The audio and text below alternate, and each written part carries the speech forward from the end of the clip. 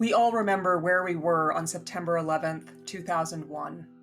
In New Mexico, it was just after 7 in the morning when the first plane hit in New York, and so I was at home getting ready to head into work. So September 11th was a Tuesday, and I'd actually been in Washington, D.C. the week previous. So I was there on the Thursday and Friday, and I was in the Pentagon on the Friday before the attack.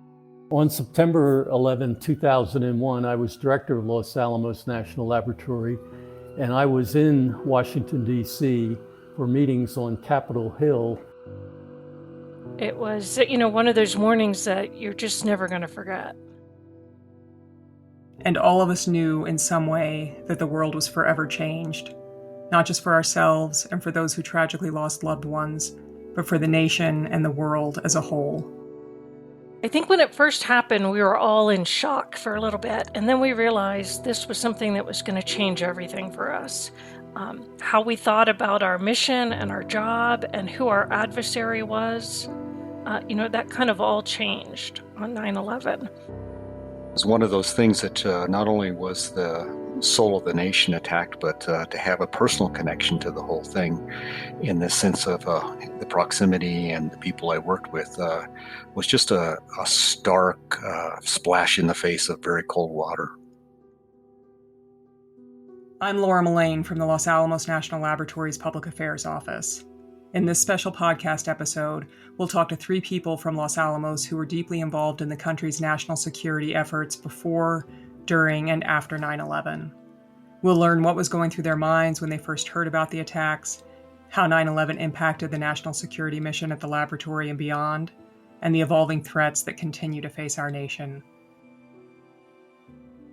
On September 11, 2001, John Browne was director of Los Alamos National Laboratory. He was in Washington, D.C. on Capitol Hill for meetings first at the Senate and then at the House of Representatives. It was while waiting for his first meeting that he saw on TV the first plane hit the North Tower of the World Trade Center. Little was known. They were reporting that it was a small plane, but then the second plane hit the other tower at 9:03 a.m. and we knew there was a very serious problem. And I immediately called back to the laboratory and told people to go on high alert for security. We canceled that meeting and got in a taxi cab to go over to the House of Representatives because we didn't want to let them know that we were there, but that probably would have to cancel that meeting too. It was with the chairman of the House Defense Appropriations Subcommittee. But on the way, riding in the taxi over from the Senate to the House, we could see the smoke rising from the Pentagon attack, which occurred a little after 9:30 in that morning. So we knew we were in for a massive attack on the United States at that point. After a hurried meeting, they left the House building. As we left, the Capitol Police were starting to herd people away from the Capitol building, and they were telling us that there was another plane headed either to the White House or to the Capitol building. No one was sure. One of John's first thoughts was Washington, D.C. and New York might not be the only targets. It was clear it was a terrorist attack.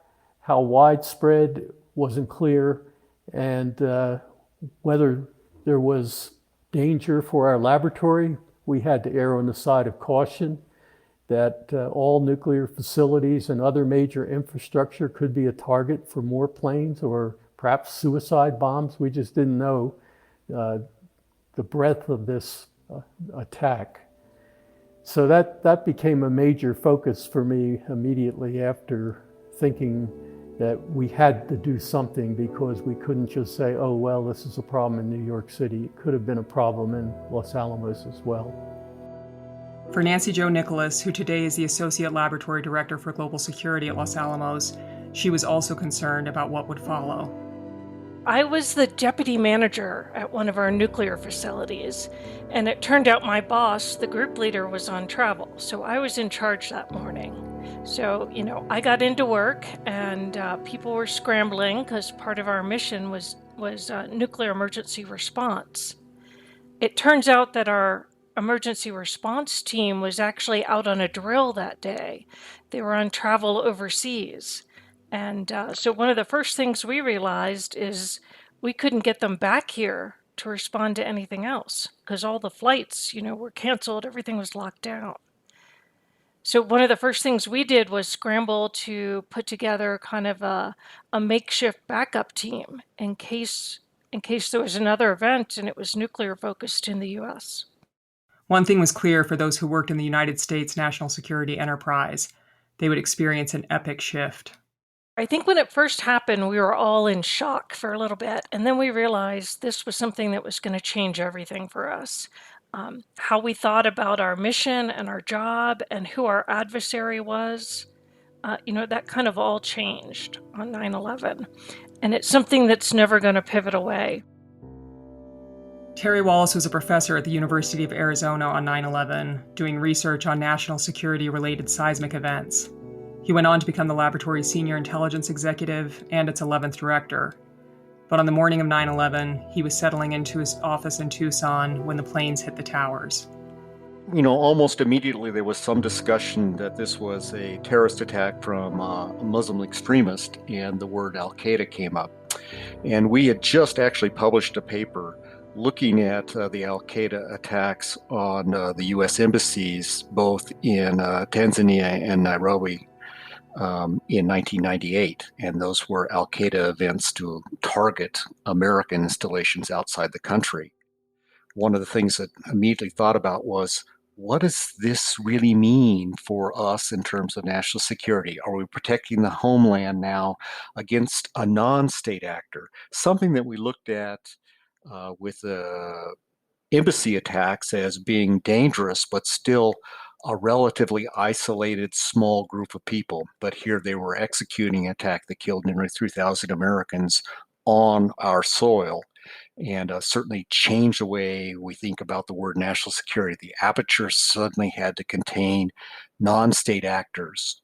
Tremendously asymmetric attack where you hijack an airplane, which you don't think of as a conventional weapon, yet still able to kill a large number of people. We certainly had to start thinking of national security differently. Part of this new way of thinking about national security meant reassessing different kinds of potential threats, specifically asymmetric threats. We really came up with this concept of an asymmetric threat, and that is one in which you have little investment in manpower, hardware, war fighting, but are able to inflict great harm with low economic cost. That was different from what the country had focused on prior to 9/11. We were working during the 1990s. The country and the laboratory were mostly still reacting to the fall of the Soviet Union in 1991. There were lots of other things going on during the 90s, the Kosovo War, etc. But the focus was not on terrorism, even though there were many terrorist attacks during the 1990s. You can Google terrorism in the 1990s and you'll see there's a whole slew of terrorist attacks across the world. So I think when 9/11 happened, as a country, we certainly had a major reaction to that, realizing that we had a new challenge. And, we had things like terrorist attacks, which you could think of as like the Mirror building and Timothy McVeigh in Oklahoma in 95. But we always viewed those as criminal activities, and therefore it fit in with just the FBI looking at it, or an ATF issue.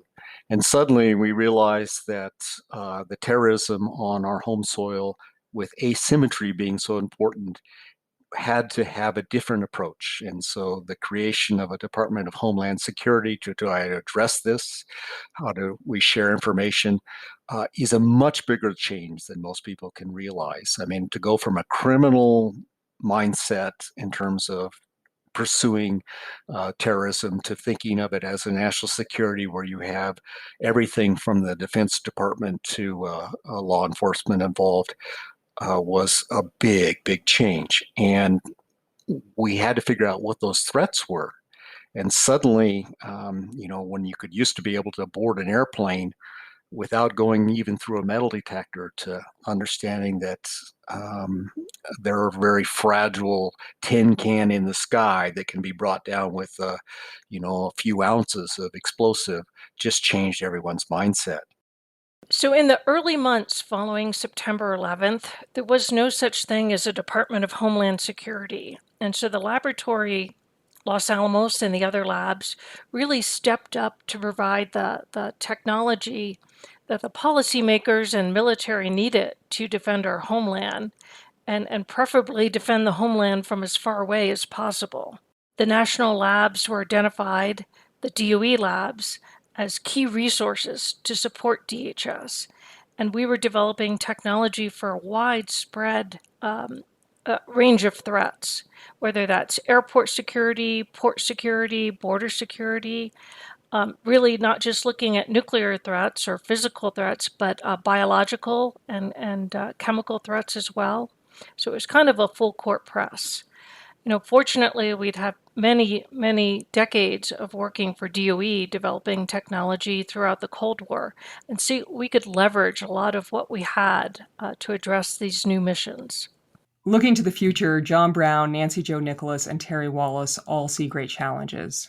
How does the United States effectively address the threats from nation states with clearly defined borders, while also protecting Americans from terrorist attacks by small groups united ideologically across several continents, or even individuals acting alone? One of the things that I think a lot about in terms of national security is the cyber threat. I think it's particularly onerous because cyber attacks can spread disinformation during a crisis and cause panic and chaos, especially in a democracy like ours. And you only have to look at what happened during COVID. The amount of misinformation, disinformation that caused our democracy to be splintered right now. And that could be, if you think about that, if there were an attack on the United States and cyber attacks were part of it, how it could confuse people and weaken our country's response. If there's one thing 9/11 taught us, it's really, really hard to predict the future, right? Because the weeks leading up to that, nobody was thinking about terrorism or war on terror. I think we've learned that it's hard to predict the future, but it's really important to be prepared for it. And so staying in front of those over-the-horizon threats by developing technologies that can be used both to defend us and counter anything the adversaries might throw at us. I think we're going to continue to see a multi-spectrum threat, peer nations, peer adversaries, subnational threats, and maybe even those lone wolf terrorists that are out there. So I think that you have to look at the whole perspective in the beginning of the 21st century, and when we saw this asymmetry threats rise, what we saw is non-state actors that are able to extract pain. So we had to change our name of national, what we mean by the word national security. But even within years, the first few years of this new century, we also began to see beyond state actors, but the rise of individuals. So active espionage became people like Snowden, in which an individual acted, which caused great harm.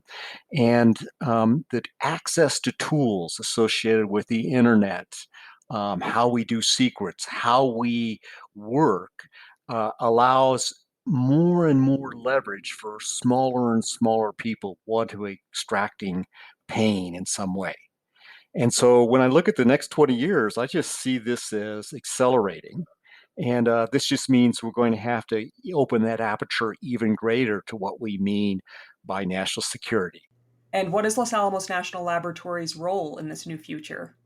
Our job at the national labs is to really outthink our adversaries and to develop technology options that give U.S. policymakers an unfair strategic advantage in any situation, whether that's the military needing an unfair and overwhelming strategic advantage with technological force, or on the diplomacy side, our negotiators having more information so that they have a strategic advantage. And really what happened on 9/11 is my view, our view of who our adversaries were really changed. And so we had to completely rethink the types of advantages we needed to provide those policymakers. From the laboratory point of view, I think we're likely to be called on time and again to deal with new challenges to national security. And, the nuclear weapons modernization program that is so heavily involved at Los Alamos will continue, I think, over the next several decades, because I don't see that changing. There are a lot of people watching the plutonium manufacturing program very carefully at Los Alamos, since it's a key long-term capability that underpins our deterrent. The rest of the issues, I've always felt that the way the laboratory contributes the most is through the quality of the people we hire. Not just excellent scientists and engineers, but people all across the board who are dedicated to national security in all its forms. Thank you for joining us for this special podcast. On this anniversary, we're thinking of all those who lost their lives and loved ones that day, and we thank those who answered the call to serve our nation and continue to do so.